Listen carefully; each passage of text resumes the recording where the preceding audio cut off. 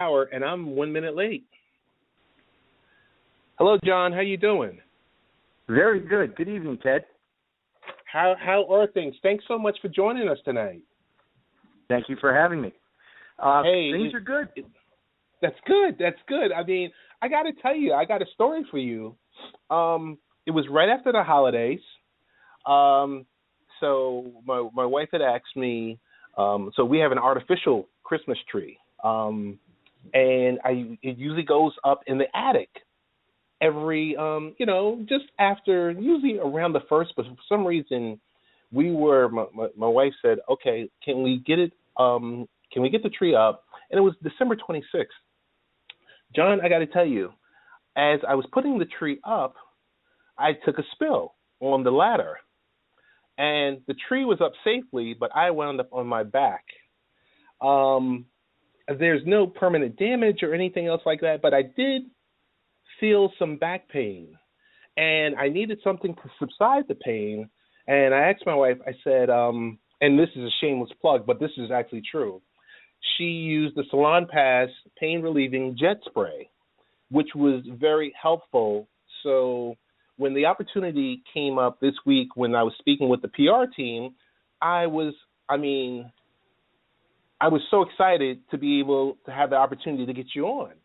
But John, you're very busy. You're CEO. You're president of Hisamitsu. Hisamitsu. It's a Japanese company, so Hisamitsu America. So I want to say thanks for taking a few minutes. I got a couple of questions for you because I know you're tight for time. Tell me about the origins of Hisamitsu Pharmaceuticals. Okay. Well, Ted, first of all, thank you for sharing your story. You know, wintertime, the way you hurt your back, a little bit unusual, but we get a lot of similar things where people are getting hurt and muscle pain from shoveling driveways and the like.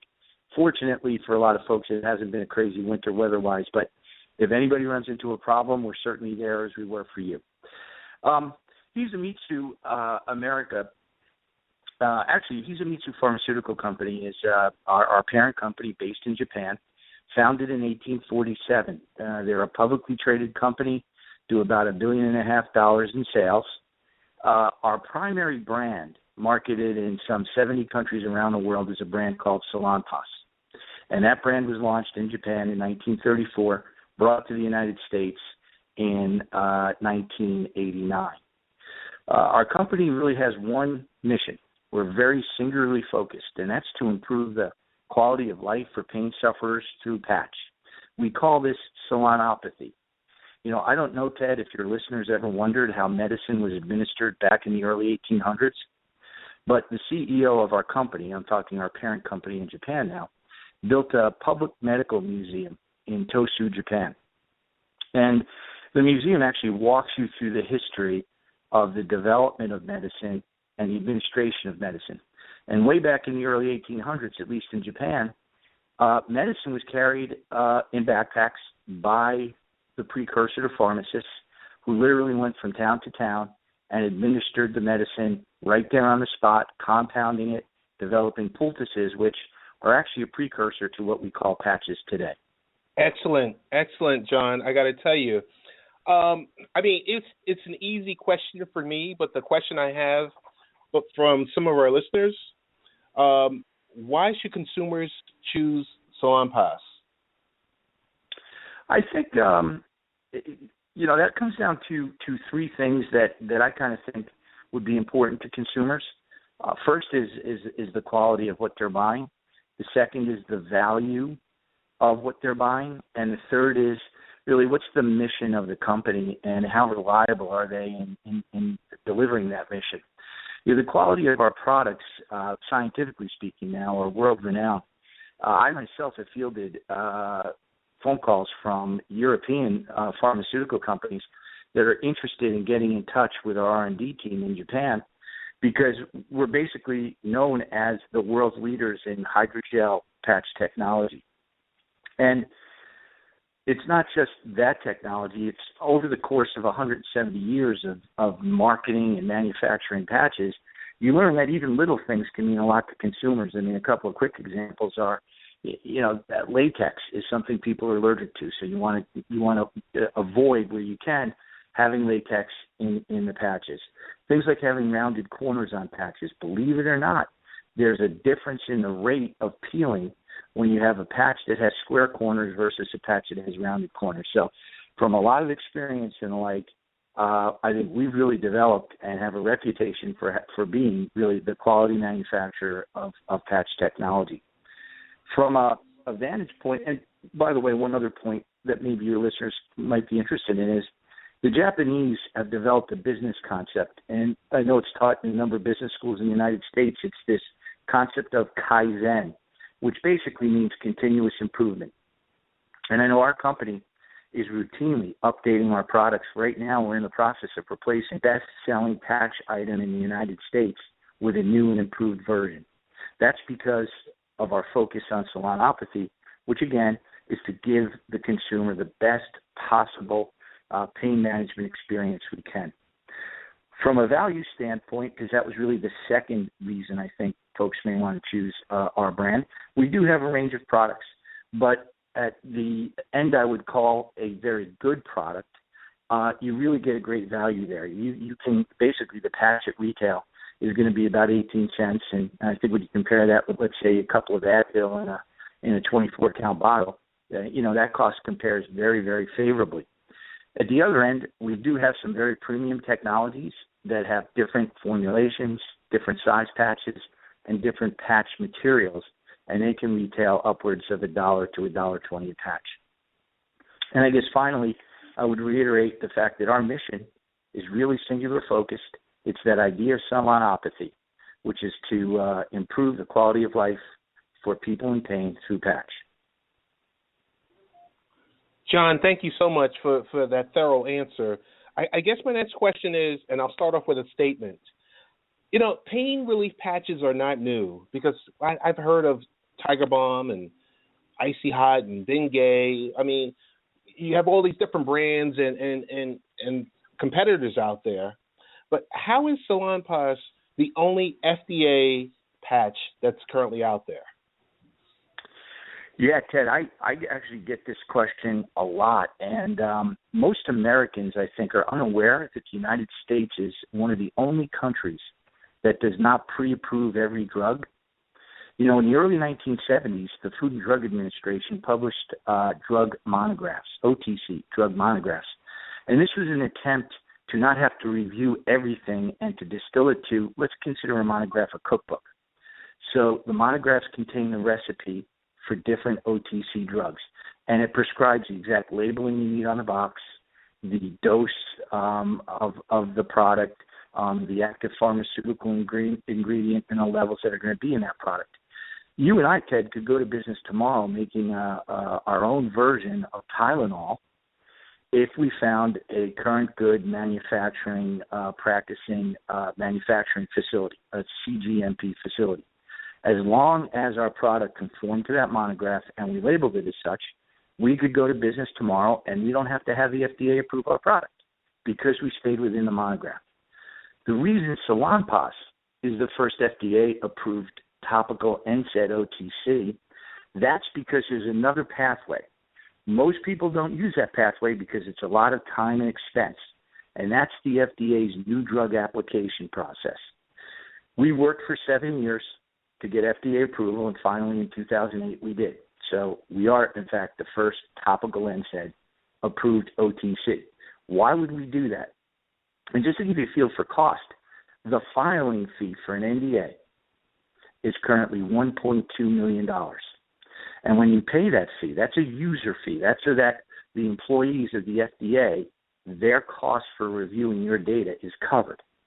And that gets reviewed by Congress every few years, and the cost keeps going up.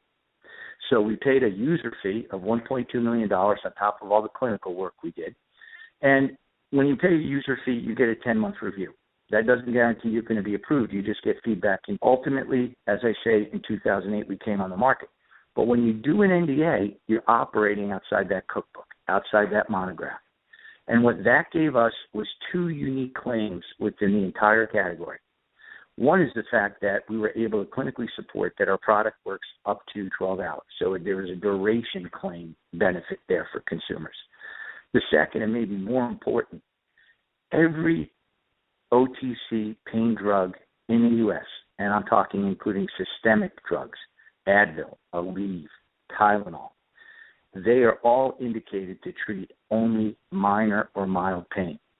We're the only product, because we did clinical studies in tough or moderate pain, that when you look at the drug facts on the back of our box, we're the only product indicated to treat both mild as well as tougher, moderate pain. So we did all the clinical work. We paid the filing fee. It took us 7 years, but this is why we're different than what you find in the rest of the marketplace. John, as thorough as can be. I mean, I have a huge smile on my face right now because, I mean, oh my goodness, excellent. So I want to let the folks know that we're speaking with John Incledon, the president and CEO of. Hang on one second. And excuse me one second, I lost my train of thought. The makers of the SalonPas relief product.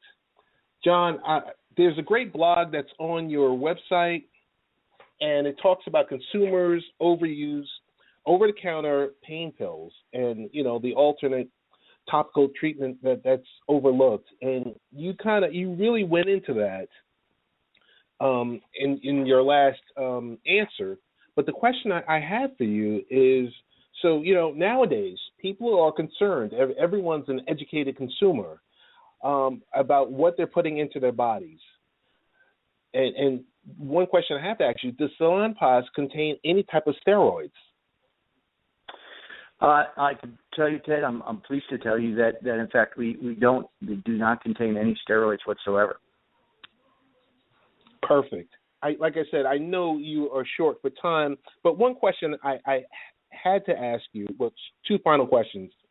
One that's off the topic is, so we had Super Bowl 50 this past Sunday. You had kind of new school and old school with Peyton Manning and Cam Newton. I wanted to know, which team were you rooting for, or are you not a fan of either team?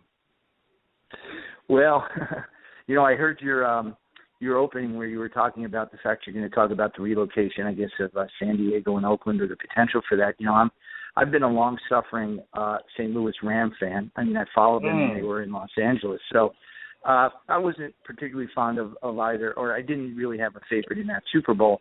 However, what I would say is that, you know, just like you hear some of the voters in the primary saying that they're kind of tiring of names like Bush and Clinton, I was kind of tiring of the Manning name.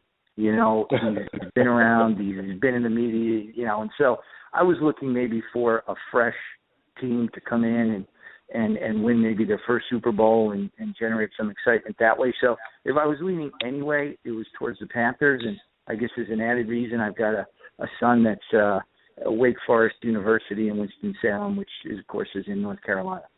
Of course. Well, like I said, the one good thing about the Panthers, yes, they lost the game, and I'm going to go into it later in segment 3. They're going to be around for a very long time because they appear to have a pretty young nucleus.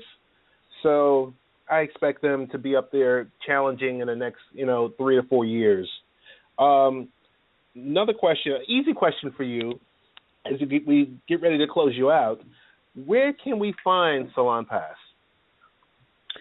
Well, we've got pretty good distribution in your food and drug retailers across the country. We're in mass retailers like Walmart. You can even find us in Costco and also Dollar General and Family Dollar. So we're in a lot of outlets, and I guess I would close out, first by saying thank you so much, Ted, for taking the time to speak with me. But also for anybody that's out there in pain, consider some of the things we talked about. Some of the risks, if you're using a lot of pain pills, it's not a zero-sum game. I don't have to take only pills or only patches.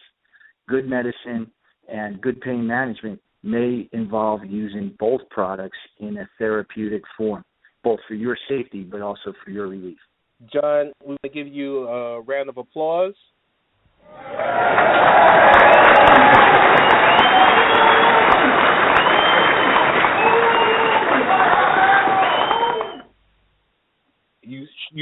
You shot the ball. You scored. The crowd went wild. You hit a grand slam, John. Want to thank you for taking the time out this evening to speak with our listeners here on Late Night Parents. The podcast will be your specific section of the podcast will be up by early tomorrow, and I'll send that off to your team. But I really do appreciate you taking a few minutes out of your evening to reach out to us on the East Coast. So thanks again. Thank you so much, Ted, and good night, everybody. I appreciate it.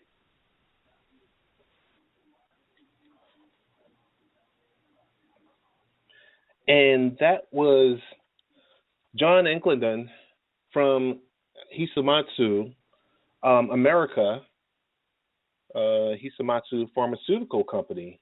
And they are the parent, I guess, the parent company of SalonPas.